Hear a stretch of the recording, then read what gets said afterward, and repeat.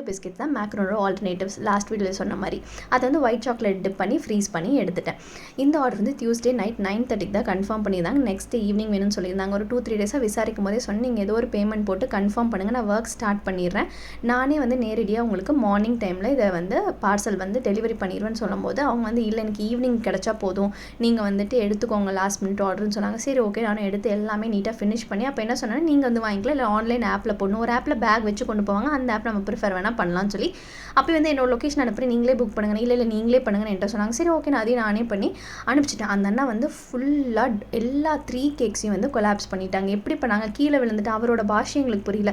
இவங்க கொஞ்சம் என்கிட்ட கோவப்பட்டுட்டு நீங்கள் பேசாமல் ரீஃபண்ட் பண்ணிடுங்க half the amountன்னு சொன்னாங்க. எனக்கு அது என்ன சொல்கிறதே தெரியல, என்னோட மேலே மிஸ்டேக் இல்லையே, நான் இதெல்லாம் தானே சொன்னேன் அப்படின்னு. ஆனால் அதுக்கப்புறம் யோசிச்சுட்டு சரி ஓகேன்னு half the amount ரீஃபண்ட் பண்ணிட்டேன். அப்புறம் அவங்க பர்த்டேலாம் செலிப்ரேட் பண்ணிட்டு திரும்பி எனக்கு அமௌண்ட் பே பண்ணிட்டு என்கிட்ட சொன்னாங்க, இது உங்கள் மேலே தப்பு இல்லை, நீங்கள் வந்து வீடியோஸ் அனுப்பிச்சும் போது எல்லாமே நாங்கள் சொன்ன மாதிரி க்யூட்டாக அழகாக பண்ணியிருந்தீங்க, கேக்கோட டேஸ்ட்டும் நல்லாயிருக்கு, இட்ஸ் ஓகேன்னு சொல்லி அப்புறம் நானும் அவங்க கிட்ட சாரி கேட்டேன், அவங்க என்கிட்ட சாரி கேட்டு